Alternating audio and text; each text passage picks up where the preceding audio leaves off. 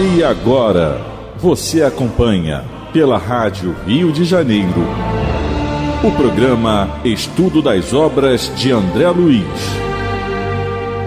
Vamos refletir sobre o livro Nosso Lar.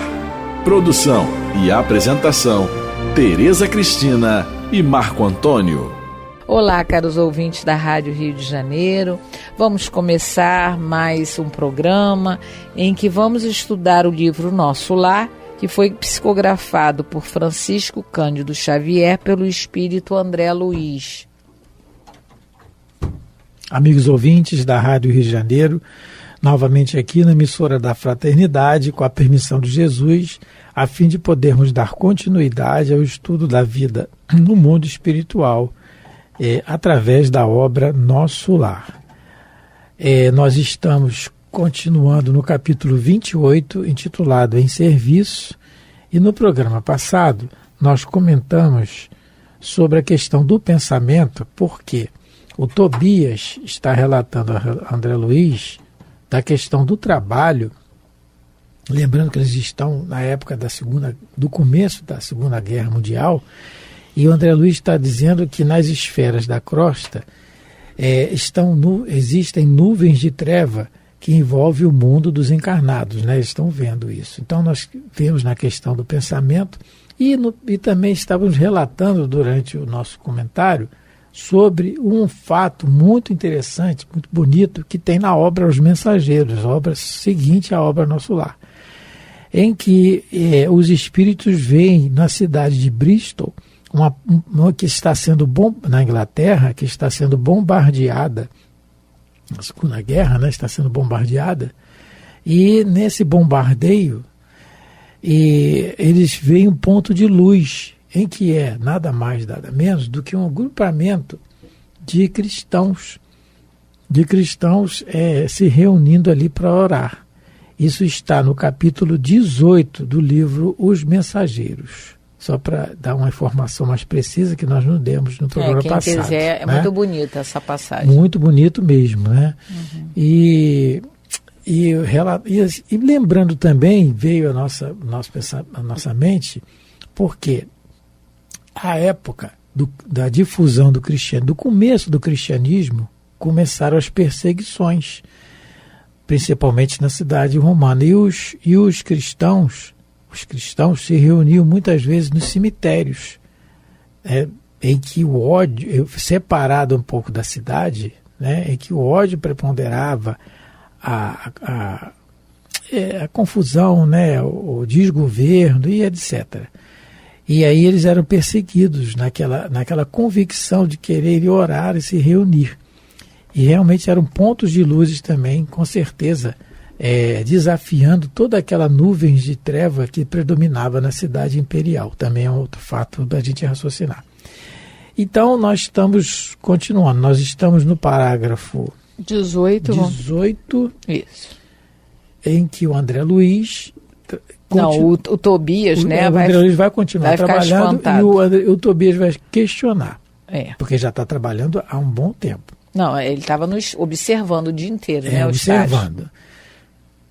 Mas está resolvido a permanecer nas câmaras durante a noite? Perguntou admirado. Aí o André Luiz responde: outros não fazem o mesmo? Indaguei por minha vez. Sinto-me disposto e forte. Preciso recuperar o tempo perdido. E aí nós vamos lá no início da obra, Nosso Lar, logo após o título, está escrito assim: quando o servidor está pronto, o serviço aparece. O servidor está pronto, o serviço aparece, porque o serviço sempre esteve lá. O serviço está sempre à nossa disposição. Basta que nós estejamos dispostos a trabalhar para o nosso benefício. Então, mais um ensinamento aqui. Tempo perdido que ele coloca. Ele está reconhecendo aquilo que ele deixou de aproveitar no passado. E mais um ensinamento para nós. Porque como os Espíritos nos explicam, o que passou, passou no nosso livro da vida. Já está escrito. Não tem como a gente apagar. Mas tem como a gente escrever páginas novas, não é? Todo dia. É uma oportunidade disso. Todo dia.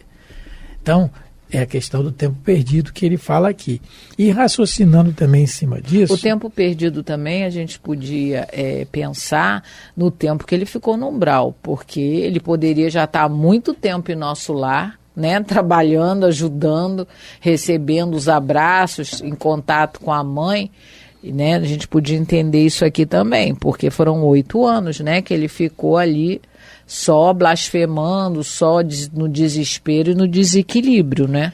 E nós temos também um exemplo disso em Paulo de Tarso, Paulo, né, que em uma de suas viagens, ele relata assim, que Deus tem pressa do serviço bem feito. Deus tem pressa sim do trabalho do bem, mas do serviço bem feito. Essa questão de nós realmente nos propomos a trabalhar e como a gente vai fazer a tarefa. Então essa frase de Paulo também está muito bem encaixada aqui no raciocínio que os Espíritos dão aqui na obra Nosso Lar. Deus tem pressa do serviço bem feito, para que nós realmente tenhamos a consciência de que a oportunidade do trabalho no bem favorece primeiro exclusivamente a quem trabalha. Porque se Jesus quisesse, ele resolveria o problema da terra no piscar de olhos, mas ele deixa que a gente trabalhe para o nosso engrandecimento moral, né? Então, continuando. Abraçou-me o generoso amigo, acrescentando: pois bem, aceito confiante a colaboração. Narcisa e os demais companheiros ficarão também de guarda. Além do mais, mandarei Venâncio e Salústio, 2 irmãos de minha confiança. Não posso permanecer aqui de plantão noturno em vista de compromissos anteriores. No entanto, caso necessário, você ou algum dos nossos me comunicará qualquer ocorrência de maior gravidade. Traçarei os planos dos trabalhos, facilitando quanto possível a execução. Ele já delega até uma tarefazinha para o André Luiz, né? Quando ele diz assim: você ou algum dos nossos me comunicará qualquer ocorrência. Quer dizer, ele já delegou uma tarefazinha, né, pequena, pelo menos para avisar ele. E isso é importante, né? Essa questão da gente ter no trabalho esse tipo de afinidade, esse tipo de colaboração, de incentivar aqueles... Isso também na nossa casa espírita, né?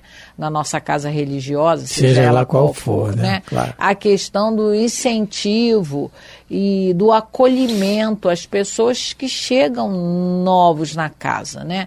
Então, às vezes, a gente fica pensando que muitos dos nossos irmãos evangélicos e protestantes, eles têm o hábito muito interessante de receber aqueles que coordenam, recebem na porta os fiéis, né, vamos dizer assim, e no final também se despedem. A gente vê isso em algumas igrejas, e isso é muito importante, que nós, os espíritas, também tenhamos essa proposta nas nossas casas religiosas, né, nos nossos centros espíritas. Porque a pessoa que chega, ela precisa se sentir acolhida. Imagine se ninguém desse atenção para o pobre do André Luiz. Ele já tem toda lá a problemática dele, né, de ter ficado aquele tempo todo lá, como ele mesmo diz, né, perdeu um tempo grande lá no umbral, no desequilíbrio. Aí ele vai observar pela primeira vez lá o estágio, né, dele lá nas câmaras. E ninguém desse atenção para ele. Olha, o Tobias, pelo contrário, até deu, assim, de leve uma tarefinha para ele. Isso, Tereza, depois de um dia inteiro de trabalho. Porque no capítulo anterior, no final do capítulo, ele fala assim, André Luiz falando, foi então que instintivamente me agarrei aos petrechos de higiene e lancei meu trabalho com ardor. Ele fala, o serviço continuou por todo o dia. Então ele trabalhou o dia inteiro. Ele trabalhou, aqui ele já está no plantão noturno. Ele já está na limpeza, pessoal. E nós estamos falando novamente, lembrando que é importantíssimo para nós, isso aí, né? Nós estamos falando do doutor Carlos Chagas, doutor André Luiz. Muito, muito inteligente, reconhecidamente inteligente pela sociedade, não é? Um homem que extremamente vaidoso, orgulhoso, mas que pelo seu tormento, que já passou, ele começou a reconhecer os seus erros. Claro que ele quer, lembrando sempre lembrando, claro que ele quer muito ver a esposa e os filhos. Ele quer, nós vamos ver isso no final da obra. Não é a parte mais, para mim, a parte mais interessante da obra, quando ele volta em casa. E aí mas ele está trabalhando, ele está obedecendo ele está fazendo o que tem que ser feito, que é um aprendizado para nós. E agora, como a Teresa colocou, o Lísias dá mais uma função para ele: olha, não posso permanecer. No entanto, se precisar, você ou algum dos nossos me comunica qualquer ocorrência de maior gravidade. Aceito confiante a colaboração. Quer dizer, eu aceito a sua ajuda porque confio em você. Eu estou vendo que realmente você está trabalhando com vontade, com dedicação. Como a gente diz aqui, né, Teresa, na gíria, vestindo a camisa da empresa. Vestiu a camisa da empresa. É aquilo, é o interesse, é a oportunidade de trabalho que a gente tem. E por isso que a gente precisa trazer esse comportamento do Tobias para o nosso dia a dia, seja no trabalho, seja na nossa casa religiosa.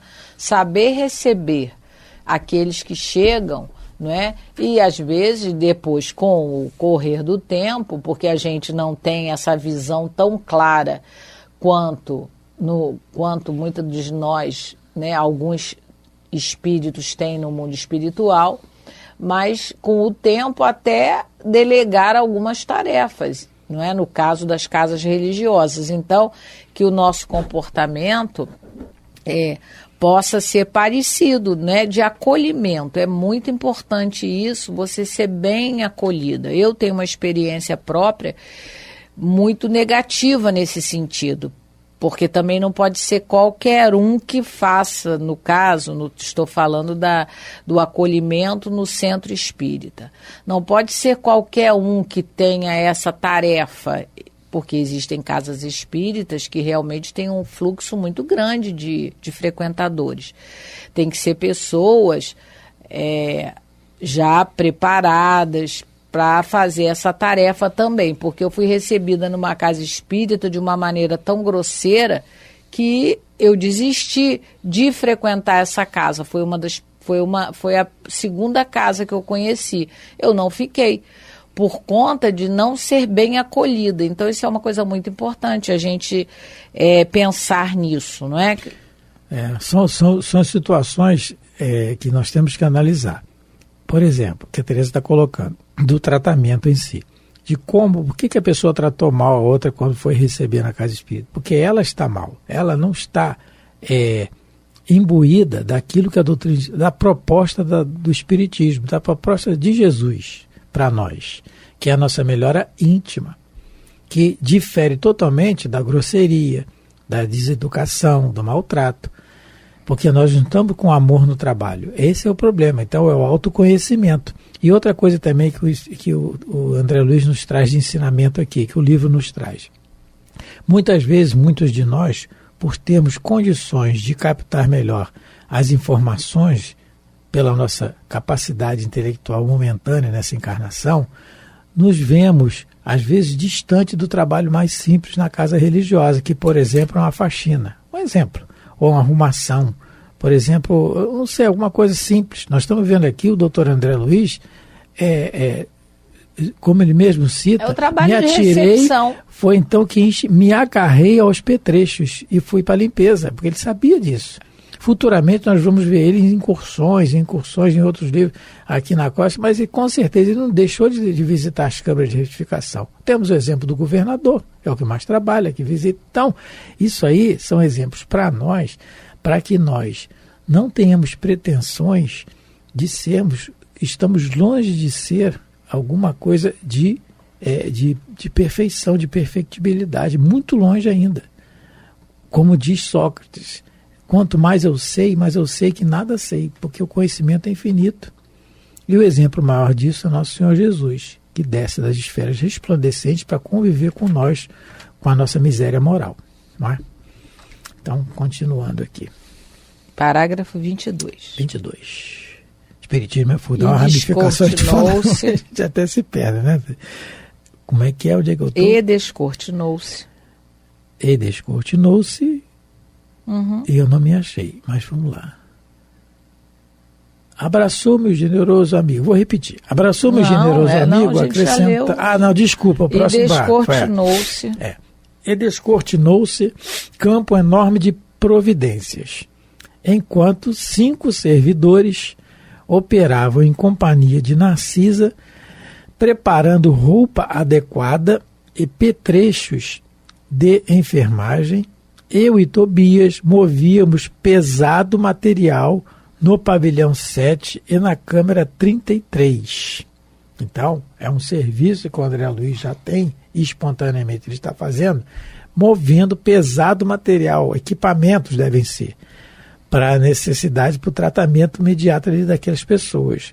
No pavilhão, num dos pavilhões, e levando para uma das câmaras.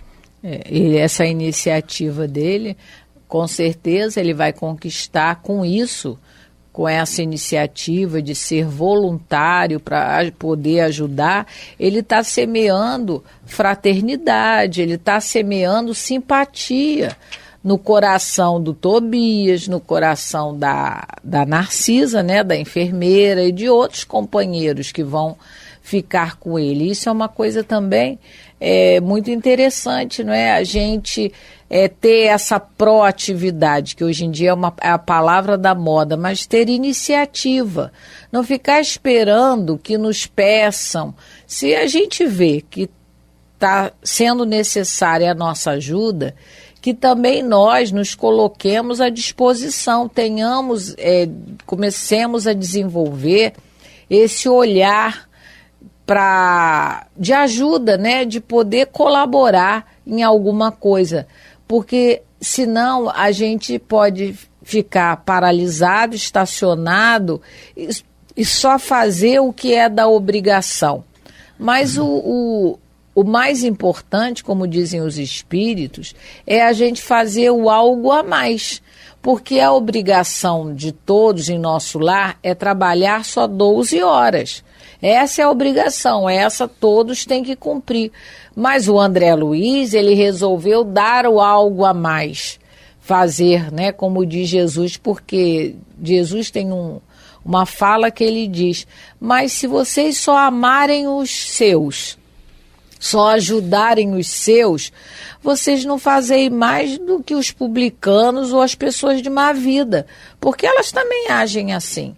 Então, essa orientação de Jesus para nós é que a gente busque fazer algo a mais do que a nossa obrigação, que é cuidar da família, que é trabalhar, no nosso caso, para nos sustentar, materialmente falando, mas que a gente aprenda a sair um pouquinho da gente e ver a necessidade que está à nossa volta. Porque sempre ela existe, de alguma maneira ou de outra, de uma forma ou de outra. Então o André Luiz, ele deu nessa noite, o Tobias está encantado, está sensibilizado com esse algo mais que ele deu. Então, e com isso, ele com certeza vai cativando a todos que trabalham com ele, porque ele está dando um algo mais sincero, esse esforço maior, ele já está começando a cativar as pessoas que trabalham com ele. Então, que a gente aprenda dessa lição, dentre tantas que a gente já tem estudado aqui, que a gente comece a meditar o quanto é benéfico para nós esse algo mais que a gente possa doar, em forma de trabalho, em forma de carinho, para aqueles que convivem conosco e os quais a gente não tenha obrigação de fazer, não é? Quando Jesus nos diz que se alguém pedir a capa, que nós demos também a túnica. Sim. E se alguém pedir para caminharmos 1.000, que caminhamos com ele 2.000, é o algo a mais. Quando nós estamos relatando aqui, o André Luiz fala que o André Luiz está fazendo algo a mais no seu trabalho, já trabalhou o dia inteiro, mas ele está se oferecendo para o algo a mais. Quando a Tereza colocou da questão do nosso trabalho, de nós ficarmos um pouquinho depois da hora, mas eu só ganho até tal hora, eu não vou ficar, meu salário é esse. Não, é nisso aí que a gente tem que pensar. Só que o pensamento pode abranger algo mais também, na questão do relacionamento entre aqueles que nós temos mais dificuldades. Aí é que né, a coisa aperta, vamos dizer assim, né, porque é o algo a mais. É uma página que tem no livro, eu não sei se é Pontos e Contos, eu vou pesquisar aqui, psicografado também pelo Chico, em que Jesus, o título é Perdoa e Serve Mais. Então, o algo a mais é isso, a proposta de Jesus é essa. Jesus nos propõe o ensinamento. Cada um de per si está no seu momento de conseguir, de se esforçar ou não. Né? Não cabe a nós julgar ninguém. Mas o ensinamento está aí. Esse algo a mais também abrange também o escutar exemplos, né? O escutar a pessoa mais um pouco, o tolerar a pessoa mais um pouco, o desculpar a pessoa mais um pouco. É o algo a mais, é sempre o algo a mais. Mas temos que raciocinar em cima disso sempre, não é? Isso é para a gente meditar, porque a gente porque o espiritismo, ainda não faz. Lembrando, o espiritismo, gente, é uma ideia. Ele é uma religião, ele é uma filosofia, uma ciência.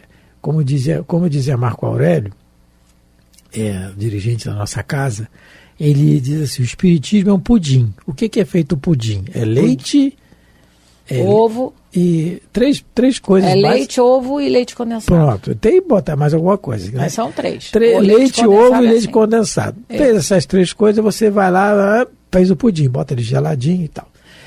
Né? E aí fez o pudim. Agora, quando você vai comer o pudim, você está comendo o quê? Só o leite? Só o ovo? Só o leite condensado? Não, você está comendo os 3. Né? Mesmo que seja um pedacinho, mas está comendo os 3. Então, o espiritismo é esse pudim, é as 3 coisas juntas. Mas, basicamente, ele é uma ideia, como o pudim é um doce. Basicamente, o espiritismo é uma ideia que veio renovar o nosso pensamento. Aquele pensamento arcaico, aquele pensamento retrógrado, tentando transformar o homem um homem de bem. Essa é a finalidade. E outra coisa que a gente gosta de lembrar aqui é que nós estamos estudando, nem eu nem o Marco, nós ainda não conseguimos fazer tudo que o André Luiz e principalmente os mentores fazem. Nós estamos estudando para aprender. Para que se estuda numa escola? É para aprender algo que você não sabe. A doutrina espírita, ela vem nos ajudar a praticar, né, vem nos ajudar a compreender melhor os ensinamentos de Jesus e a praticá-los. Então, quando a gente está aqui falando, né, dizendo das meditações que a gente precisa meditar, eu e ele nos incluímos nessa situação, porque a gente também não consegue fazer nada ainda, não é? Nessa questão moral. A gente está estudando para aprender como se faz. Então, por favor, não tenham essa impressão, se a gente passou essa impressão para vocês, nos desculpem, mas é só uma impressão realmente. A gente ainda não consegue fazer nada das orientações dos bons espíritos, que é a orientação de nosso Senhor Jesus Cristo. A gente está estudando, a nossa boa vontade, é o que a gente tem agora, é de estudar a mensagem do Cristo, para poder a gente trabalhar depois. Allan Kardec, na introdução de O Livro dos Espíritos, num trecho ele fala assim, o espiritismo é o resultado de uma convicção pessoal. Então, ninguém adentrou para a doutrina espírita porque foi batizado, não é isso. O espiritismo é convicção pessoal. Então, essa convicção pessoal é eu comigo mesmo. Raciocinei, né? E é esforço pessoal de cada um. Tá? Lembrando que nós estamos aqui papagaio de pirata. A gente está repetindo. Para que o papagaio do pirata faz? Ele repete o que o pirata manda. Então, falar. Então, nós estamos só repetindo o que os espíritos estão dizendo. Tá bom? Quando é achismo, a gente fala, eu acho, opinião minha. Aí é diferente.